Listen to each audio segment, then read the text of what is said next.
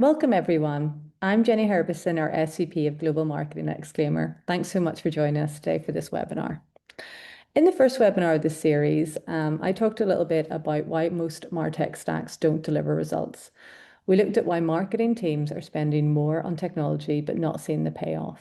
We saw that tools are underused, disconnected from strategy, and often falling short of expectations. The issue wasn't just the stack, it was how teams were using it. Today, we're going to go a step further in our discussion. We're going to look at why modern martech stacks are bloated, features, then they sit idle. Teams spend more time managing the platforms than building strategies or campaigns that connect with customers, and it's hurting overall success. To help me dig into this, I'm joined by Sarah Cameron, Exclaimer's Director of Revenue Operations. Sarah brings 14 years in marketing with a deep passion for martech and automation. She's led CRM implementations from Salesforce to HubSpot and built the kind of operational foundations that bring structure and alignment across teams. What's powerful is how that experience translates into marketing impact, helping teams cut through complexity, reduce admin friction, and focus on delivering what really matters, a connected customer experience. I've personally experienced this working with Sarah now for nearly a year. And Sarah really is that person that I work with strategically on what tooling we really need in the marketing team and what's going to really add value to what we're doing. So Sarah, I'm really glad you're here. Let's dive into this. Yeah, let's do it. Sarah, you've led marketing operations in past roles. From that experience, why do you think stacks keep ballooning to the point where teams are like they're running dozens and dozens, sometimes hundreds of tools? Yeah, indeed. So I think that teams add tools as like quick fixes to solve things that would be better off kind of looking at from a more long-term lens. But I think we've all been in that situation and we can really relate. Like you're under a lot of time pressure and you've got a deadline or a big problem that your boss is giving you pressure to solve right now. So yeah, you look for a quick fix, something that you can just buy, install, and that will solve your problem, and you can move on to the next thing. It's like about getting past those milestones. So I think that that's kind of one of the key things. I think another thing that goes on is that we all get really excited about new sexy tools. We want the latest stuff, and I think as marketers, we there's so much change in the technology that's available that we're a lot of businesses want to target our spend money, Yeah. the budgets in our pocket. So there's a lot of noise. We have like a lot of options. Sometimes even for a fairly niche category tool, you might be comparing 10 or 15 different options. So there's a lot out there. And Yeah. a lot of it is also really well marketed, and as marketers, I think we look at marketing and see marketing maybe more than other cohorts of people do. So yeah, I think it's sometimes gets difficult to separate need from want. No, I would agree with that. And I think also marketing is really hard. It's a really complex thing to do as well. And I think then that does, as you say, it adds into that guilt that people have if they're not using that latest tool, the fear, that kind of fear of missing out. It's like, this is going to be the answer to something really complex. And you kind of see that behavior coming up a lot in teams as well, don't Yeah. you?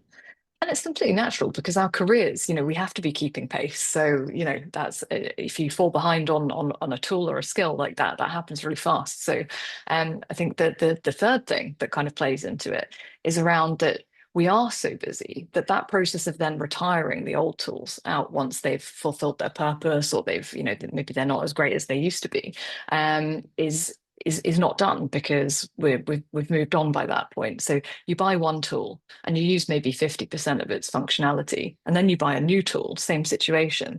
Meanwhile, tool one might have developed its feature stack to overlap slightly with tool two, and we're not kind of going back and making sure that we're doing that reconciliation as much as we kind of probably aspirationally wish we were. No, that totally makes sense. And then, so just moving on, like you've seen those overloaded tech stacks and actions. What would you say then is the real impact on the teams because of that? I think that one of the key things is data silos, and they kind of end up with no single source of truth. So I think the symptoms of that is that you're tracking down, like you're looking for troubleshooting a problem, or you're trying to track down the reason for a particular change to trends that you see in some data. And instead of really analyzing those trends, actually what you end up finding yourself doing is like, oh, system A says this and system B says that, and you're trying to track down the kind of the source of those incongruities. So I think that that's that's kind of one of the key symptoms that that problem is happening in your business.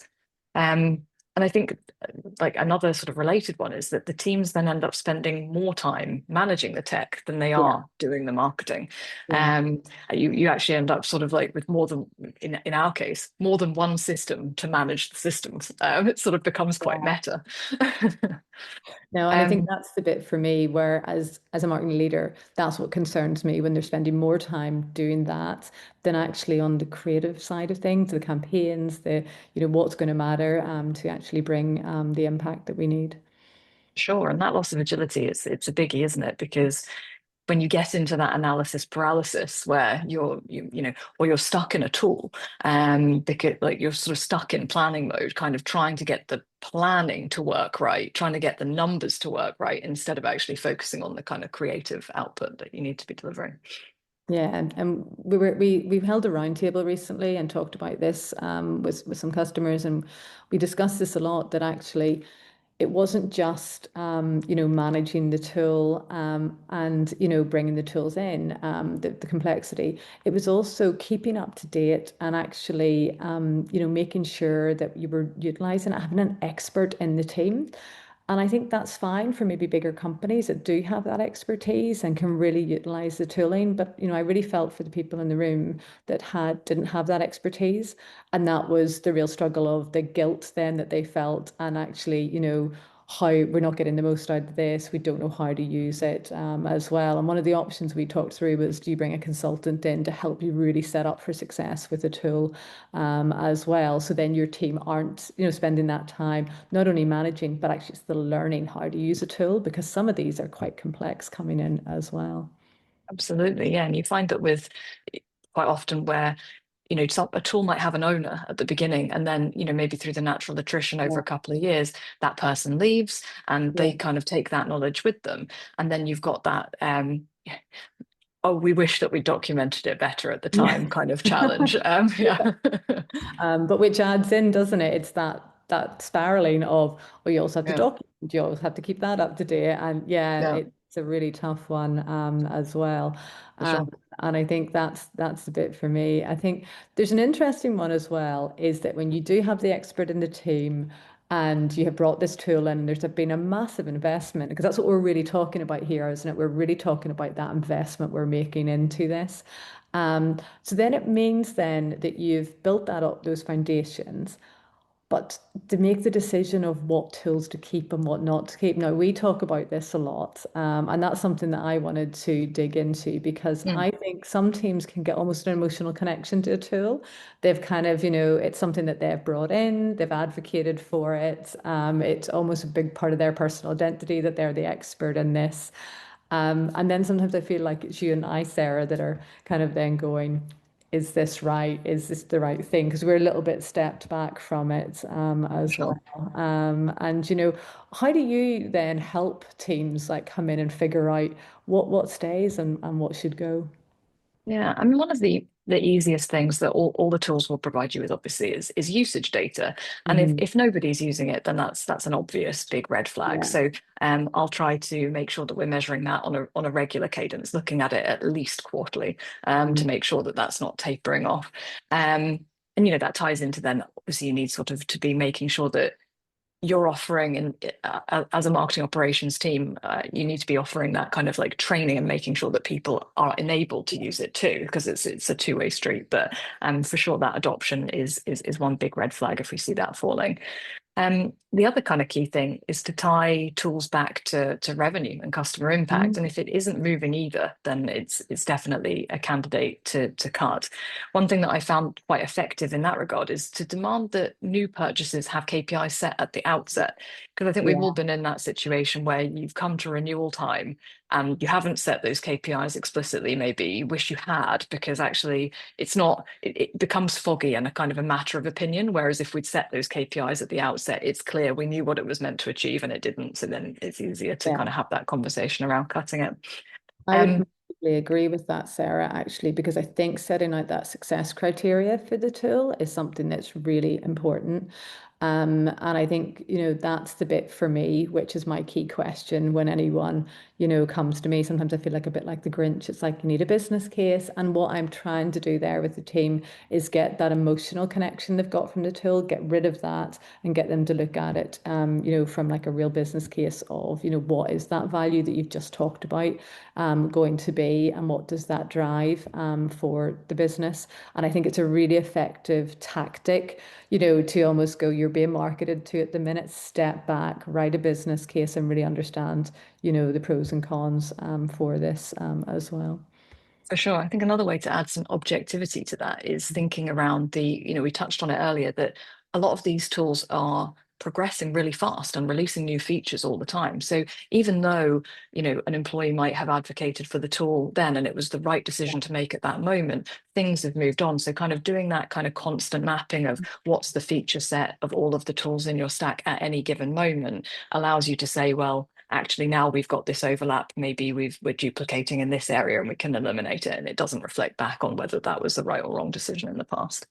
Yeah, no, I think I agree with that. I think one of the things I do is I use examples of tools that were the key tools I used in the past. I use the example of analytics tools of, we only ever used Google Analytics at one point, and now look at the analytics tools that we use. And if you'd said to me then that we would use something different, I'd have gone, absolutely no way. Yeah. This is amazing when it first came out. So, and I think that's the bit that I try and drive to also go, there will be a time period for this. And what I always say is we are going to then, this is how we assess the tool. And I think you and I do a really good job of that. Is like we take that time, don't we? Like almost quarterly, every 6 months, we sit down with, our finance business partner and we go through them and we have a really objective conversation of, what do we need? What don't we need? When is renewal time coming up as well? Because that's the other bit from an operations point of view, is that you get caught on that a lot of the time as well, because they won't flag that it's an auto renewal of a year and Yeah. different things like that. So that's always the fun one to catch. But I think I see it as my responsibility, as much as yours. And I have noticed in other teams, it's almost like that'll be outsourced to market. That's an marketing operations. But I personally think as a marketing leader, and I talked about this in the last webinar, this is absolutely my responsibility to make sure that I partner with you on the tech stack. And it's something I take quite seriously to make sure we're getting the right value out of things. And you're such a great coach and support to the team on and helping us make, I think, the right decisions as well, which makes a big difference too. So I've got one really interesting example that I wanted to chat through when you talk about getting rid of tools, because it's very easy to talk about it at that renewal point, Sarah. We have quite an expensive tool that we've got in the team at the minute, and it is becoming quite apparent that it's maybe not right for us. It's not the right fit. It's a very good piece of software, but just with the complexity of maybe our databases, that it's not quite fitting with that. You and I right now are having to do a whole exercise because we're locked in for a 2-year contract with this. So that means that suddenly we're having to make quite a tough decision on taking a hit financially to bring the right tooling in. And I think that's the bit where people maybe think you get rid of tools at, the renewal stage. But for me, actually, you've got to do the right thing for the team and putting that in perspective. So it'd be great to just talk through from your perspective how you approach like a really difficult decision like that. Yeah. I think that it is really tough, isn't it? That I think when we try and spend our money, I think, within, our budgets as marketers in the same way that we would look after our own pennies. And so we don't want to just throw away, good, throw good money after bad. And we want to make sure that we're getting the maximum out of things. But sometimes you do need to shift that mindset from sunk costs to future value for sure. And I think that what we've needed to do in the process that we're going through at the moment is really highlight the trade-off. For every moment that we're spending troubleshooting or working around the issues caused by system A, we could be getting value from system B. And do we really want to kind of create a 6-12 month delay on getting that value, or can will bringing that value forward, even if it does mean duplicating costs for a period, is that for the greater good? Is that what will help generate growth or help improve the customer experience? And if the answer is yes, then you just have to push ahead.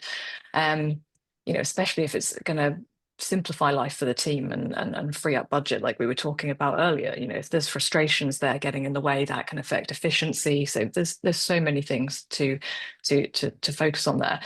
And I think having a one in, one out philosophy really helps with this as well. Is like, if every time you're looking at a new piece of tech that you want to bring in, that you're thinking about which one you're going to cut, even if that's actually we're going to let it expire at the end of a period and there's some overlap, that really helps make it feel easier.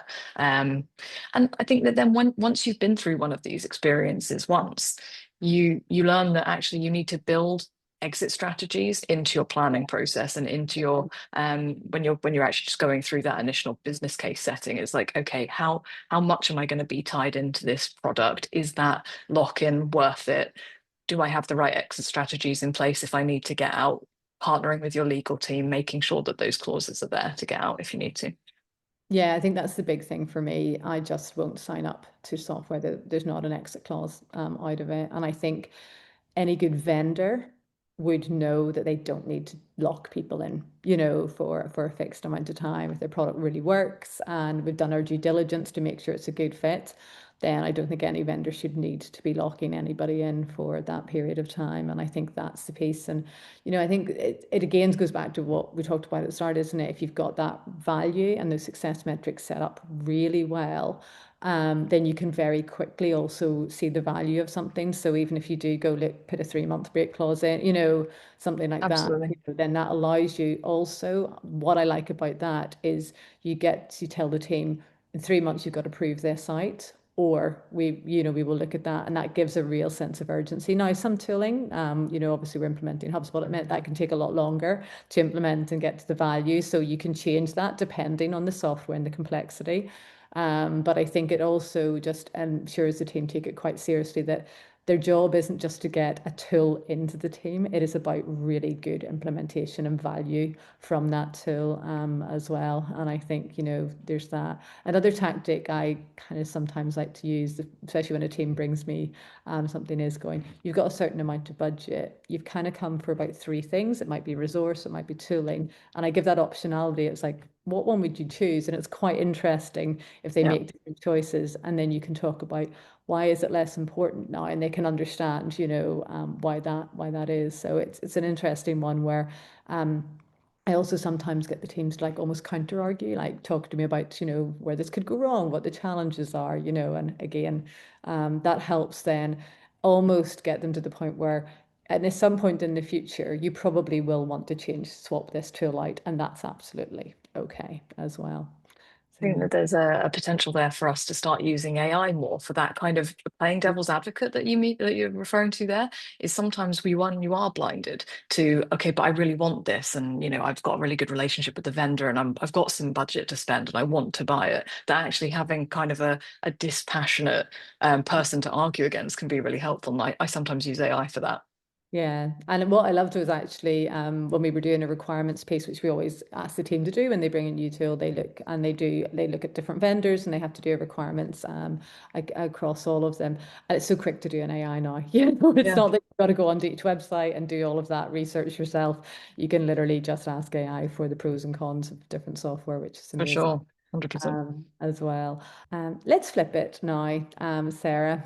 From your ops perspective, what makes a tool really worth keeping? Yeah, I mean, I think the tools that are the most worth keeping are obviously the ones that are going to support customer engagement or revenue growth. Really, at the end of the day, that's what we care about. I think also the ones where they're fully integrated and embedded into workflows and other tools in the stack, particularly where the interoperability is high, like where they play nicely with the other tools. Those are the real keepers. The ones that create friction, like less so, but the ones that really play nicely and kind of integrate your stack together in a really neat, clean way are the other keepers. That, that Um, feels like that's a real complexity for you though, Sarah, when you've got the tool, like the stack that we have and getting them to play nicely. That to me sounds like that there's a real complexity for the operations team at that point. Yeah, for sure. Like if the tool feels invisible, then and it's just part of the how the team works, then that's spot on. That's exactly what we want. But yeah, like companies often talk about wanting to make their product like sticky, and that Mm. feels like a positive for the vendor and a negative for the Mm. customer, for us.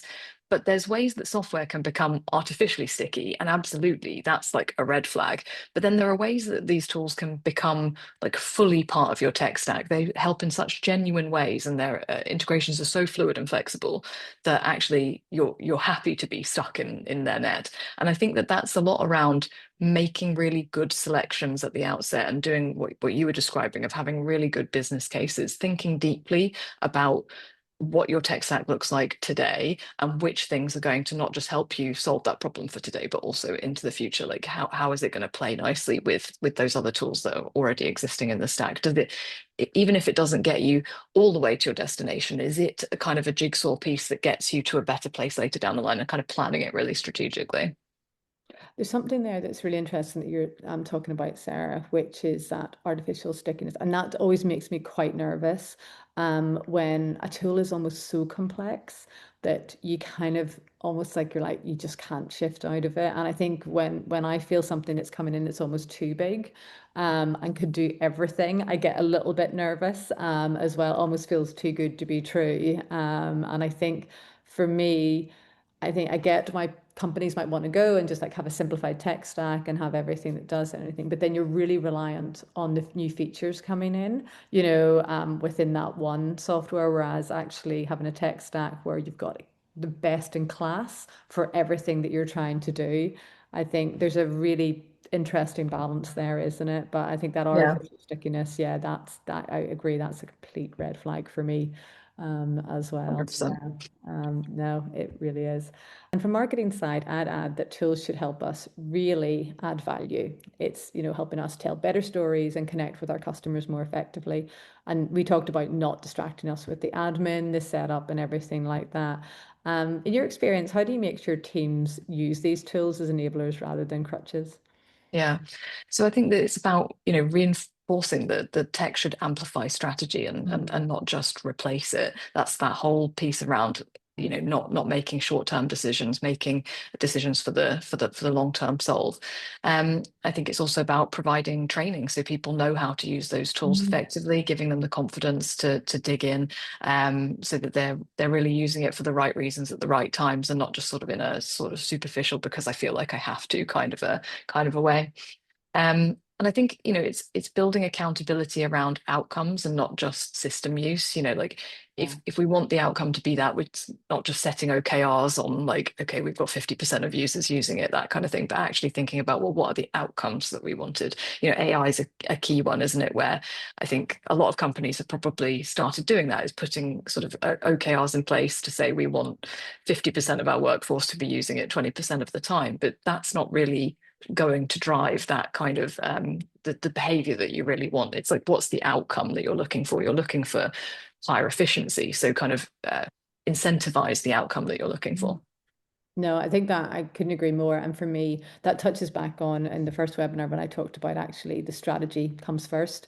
So for me, if you really build out your strategy, understand almost the funnel that you're working across, the journey that you're wanting, and adding the tool stack against that. And it's the adding the value in at that point. So for example, tools should feel delightful. You know when you've got it right, when a tool feels really delightful. And I know there's one that we have brought in actually to the sales team for Gong, but actually marketing are now feeling the delight of that one as well, because I talk a lot about when you get your fundamentals right, when you get your strategy right, that is about a deep understanding of your business model, the market, your customers, your product, and how you're going to take everything out to market. And I think with Gong, getting that deep understanding of your customers, I spend a lot of time talking to the sales team. Like, I want those insights. And it has just made that so much more efficient and effective, where, calls are being logged, and which is great from a sales management point of view. But what we're now in marketing able to do is we're going to be able to search through for key terms. We're getting those insights in a way that we can just look at them in a completely different way than we ever had before. So you're suddenly getting that qualitative insight at a speed that we've never had before. And I think, there's something that just feels so delightful when you're getting that real value that you need Yeah. from a tool, and it is really speeding something up as well. And I think that's what then starts to stand out for me in some of this software. as well. 100%. That one's a game changer. Yeah, definitely. And that's when you're starting to hear that, when people are going, that one's a game changer, that's when, you're onto something good. And that's when word of mouth kicks in, isn't it? You recommend it to other Yeah, people, you talk about how you're using it. And I think that's when tooling becomes really effective as well. Um, completely agree. just want to touch on a little bit. You've some things that are a bit more complex. You've led integrations across Salesforce, HubSpot, and other systems. Um, what have you learned about connecting a stack so it really works together, especially when it can be quite complex? Yeah. I think if you have the privilege of starting from scratch, then you should really focus on a smaller number of really well thought through tools that give you large coverage of your core processes. And then after that, supplement them with additional smaller, like sort of tools with maybe less features, but that have very niche focus to kind of Yeah. do those extra kind of more complicated, more specific things that you want. And I think then you end up growing in a more healthy kind of a way. Mm. So I think that that's kind of like the optimal situation. But most of us don't have the privilege of starting from a clean sheet of paper. Usually we're joining and there's lots, new company, but they've got a tech stack already in place. Mm. Lots of it will be in contract, so you're it's usually a bit overcomplicated. So I think that then it's about not being afraid to prune, Yeah. and rebuild from there. I think we're often a bit nervous to make those radical decisions, but the best time to do it is as early as possible. And usually we'll sort of think in hindsight, I wish I'd cut my losses sooner. So I think that that's No, kind of one of the critical takeaways. couldn't agree more with that. And I think I couldn't agree more. It's that value you're getting. And I know what you mean because we have come in and I've come in and absolutely there's been a tech stack there. And I think taking that step back, understanding what we have to do as a team and then layering it across really helped us to kind of go, yeah, this one's really adding value. It's adding value along here. And just, marketing is a system, it's a complex system. So it's understanding what your system is and the value you're getting from the tooling across that. And I think that's a really key point of this as well. Um, Absolutely. And I think so connectors are at their best when the yeah, integration aims to reduce manual work and errors and increase the data quality. Like when the data is flowing seamlessly and it gives teams that clearer view of the customer journey. The Gong example you gave is such a brilliant one.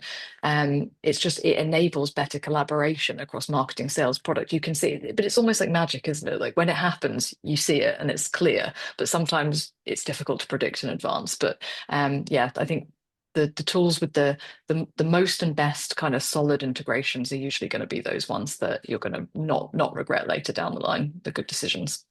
definitely. And I think for me, it's really understanding, I think when you understand that system, for me, it's then looking for the efficiencies across it as well, because there's tooling that can bring that real value, that impact, especially the revenue and the bottom line. But there's also those efficiency toolings, isn't there, where actually the value is in efficiencies. And I think if you really understand your marketing as a system, and you're looking at those key converting points and what is going to help us be more effective and more efficient right along that system. And I think that's the other part, like with my team, what I really do is I have a deep understanding. I kind of joke sometimes, it's like, this is like a factory, there's a system, factory floor system, and I'm watching that kind of almost production line. And my job is to ask those questions and go, what are you spending your time on? How can we reduce that? If I hear reporting, it's coming to you and going, how do we make that more efficient and effective? If it's any, other admin type tools, it's like, okay, how do we then, streamline that for you? And it's that constant looking at the system and seeing how we can be more effective. And sometimes it's with the existing tooling that we might already have as well. Um, 100%. It's you put something in the top and you get something out the bottom, and you don't want to be, your bucket to be leaky in between. And every time there's a friction or a switching even of an application, you've got that opportunity for inefficiency to creep in. So for sure, completely agree with you. Um, so before we wrap, can you share an example of where that simplification and connecting the stack really changed outcomes for the team that you've worked with? Yeah, absolutely. I mean, you alluded to it earlier. We've sort of had a recent example of that with our migration to HubSpot. So we were struggling with an older MAP that lacked full bidirectional sync with our CRM, and that was causing us exactly those types of operational frictions and inefficiencies that you were describing. So we decided that we'd move to HubSpot, and now we have our data, our systems, our processes are connected and they're flowing. And the result is that campaigns are launched faster, the team is delivering sales cleaner and more actionable data. The team are happier, which is so important for not just for efficiency, but for the greater good. The teams feel less overwhelmed. They're more empowered to focus on the outcomes that matter, the customers, the growth that we're seeking. And the alignment between operations and marketing has really improved as well. Those kinds of frustrations that, oh, I can't get this, I can't get that, that's difficult, that goes away, and that plays out in your relationships. So yeah, it's been a big win for us. No, I think that's a huge one. And I think for me, what's really exciting for me is just seeing that team unlock to the next level instead of being completely constrained. Like you said, they're now building out what all of those nurture flows are going to be, those great communications we're going to do for customers that will unlock us to be able to give them the right information at the right time. And that is when you bring in really good tooling into tech. That's what it should. Yeah. Completely agree. It creates that fertile ground for creativity, doesn't Yeah. it, in a way that it's stifled before. Absolutely. We've got a little bit of time for questions. So the essence of today's session, and I think what you're hearing very clearly from Sarah and I, is less complexity, more impact. And that stack really becomes the driver of connection, not a drag on the resources that we've just pointed out. So we're just going to take some questions, which I'm being helped out with. Thank you very much. Okay, so the first one. So how often should we review or audit our martech stack? So we've talked a little bit about what we do, but what's your recommendation there? Great question. Yeah. I think minimum once a year, but ideally quarterly. And if you've got the resources, do it more often than that. But mapping out which tools you think are future contenders to be cut, which ones you definitely want to renew, mapping out usage metrics, KPIs, constantly checking in whether those KPIs are being met on a quarterly basis. So important. So I would say quarterly is probably the sweet spot given how big people's tech stacks are and how Yeah. yeah. I think that's a really good point, doesn't it? I think for me, we do ours quarterly because our tech stack is so big, and there's a percentage of our overall marketing budget there. So I would agree. I would agree with that, and that's why for me it's highly important. And I think it's an easier way to audit, isn't it? When you've tied it back into, right, this is a strategic tool. Is it helping us within this part of the strategy? And if it is or it isn't. So I think when you build in that success criteria and those KPIs, as you talked about there, then it makes the audit almost a lot easier as well. For me as well, there's certain tools that have a frequency of an audit. The more expensive tooling, I think those are the ones that like are almost at the top of our list that we do review. There's maybe ones that we just know are a little bit cheaper, like maybe some tools that the design team just use that's an always Yeah, on unless they come to us and they have something better. So we've kind of split ours a little bit as well, our audit, don't we? There's ones that we are very clear that we're auditing and other sure. ones that we're like, yeah, that seems fine. Okay, let me get Absolutely. another question here. Oh, this is a good one. What if my sales team insists on keeping a tool marketing doesn't find valuable? And Sarah, because you straddle both with revenue operations, this is quite an interesting one for you. Yeah. I mean, it's a perennial challenge, isn't it? This is classic. So I think it's starting with alignment. So clarifying the business case. Why did we buy this in the first place? What is its current purpose? Like what is the why behind the existence of this tool in our stack? And then I think it's about bringing alignment through creating visibility and clarity. So compare and overlap with the existing tools that you've got to say, what is this one doing versus this one? And where do we have, like, what's the Venn diagram for what this looks like? And then obviously look at the adoption, make it measurable. It's an easy metric, quick and easy to surface, makes it really, really clear, and nobody can deny the truth of the matter in that. And then I think it's about insisting upon setting KPIs for that tool, even if you're Yeah, in that yeah, situation where actually you haven't, maybe the marketing team didn't win the argument and sales won the argument.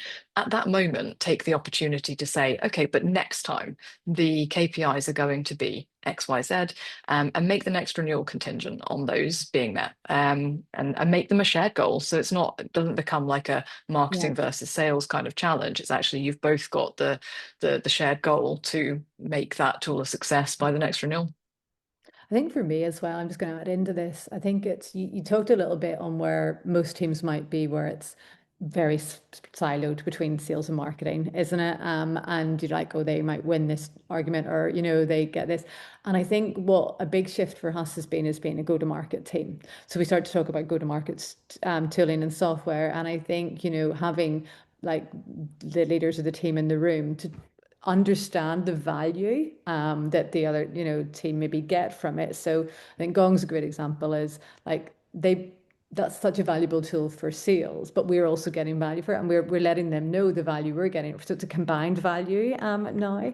And the same with when we start to bring in HubSpot. We do obviously have Salesforce as well, but what we talk about is here's the value we get, so they understand that as well. So I think it's also having that audit done together, where actually sales and marketing also understand the value of the full tooling that they have, and taking it back into question it and letting them see that we question our own tooling. So it's absolutely appropriate to be questioning all tooling as well. And I think that can really help within this as well.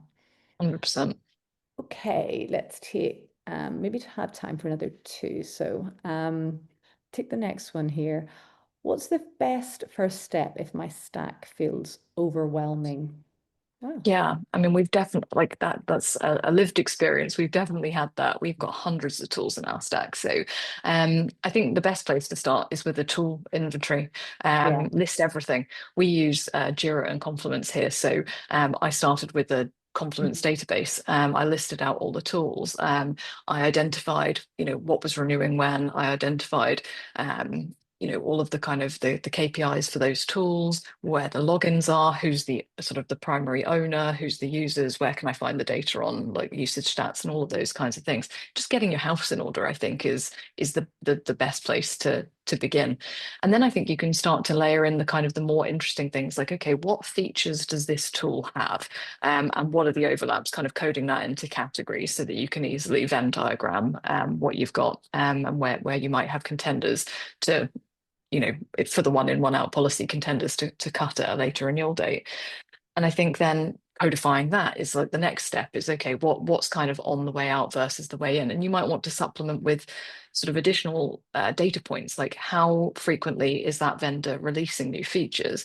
And when they are releasing new features, are they a help or a hindrance? Because I think sometimes you might be working with a vendor where the tools actually, maybe the new tools are kind of coming out a bit buggy, and it's making teams spend time sort of working through those challenges, when actually they'd be better off focusing on the kind of the existing feature set until it's more ready for them to use. So yeah, I think that's kind of the way I would do it. Yeah, I think if I'll speak to the marketing leader, the way I approached it, you don't need to just be coming into a role to do, this. You could actually just do a reset at any time within a marketing team. But one of the things that I do is come in and get, teams to almost do a deep dive in each of their areas. And that includes being really clear with the challenges that they have.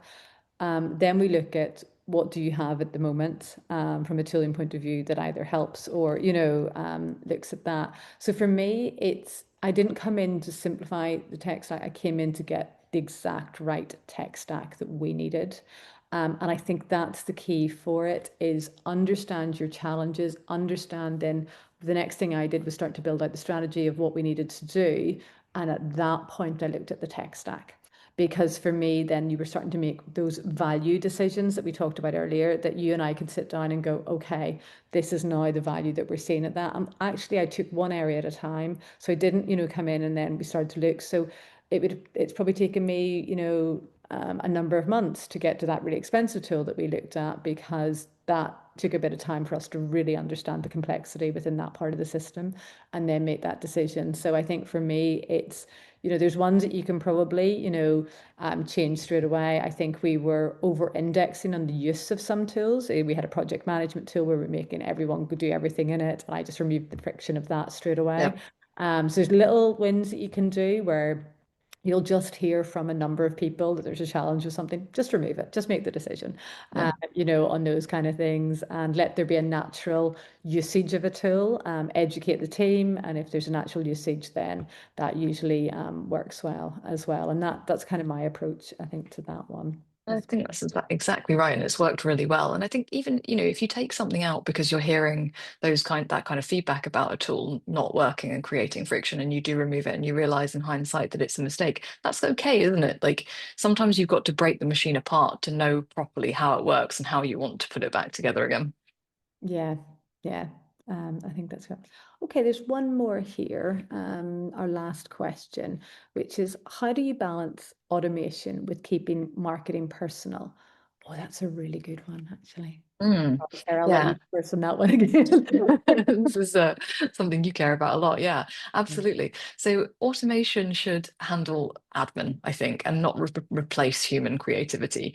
We should be using automation to scale the personalization, but not standardize it. I think you can feel that when you're in on a website or interacting with an app where the personalization has gone beyond kind of it's not got that human touch. It's just coming through a machine. You can feel that coming through. So I think that there is a place where automation starts and ends. Like each thing has its own right job. And I think you always need to be anchoring it in customer insights. So gaining qualitative and quantitative insights constantly. We have a tool called Winter that helps us with that. So finding out whether these things are resonating and keeping on iterating with that kind of thing, I think is super important. I think for me, it's how is it going to make the customer feel?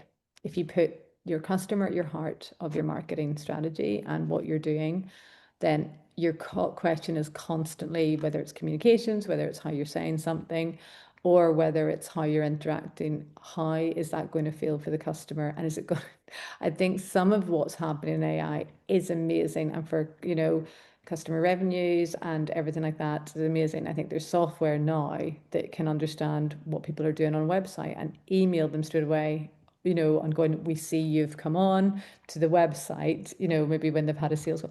That to me is just going a bit too far. I just keep stepping back going, how would I feel in that position? And I'm not sure I would like that, Yeah. I think you've got to just also go, it is amazing how quickly AI is moving and it is amazing what I'm doing. But as humans, we're just not there yet in how we like to be interacted with. And I think that's the bit that there is a slower movement.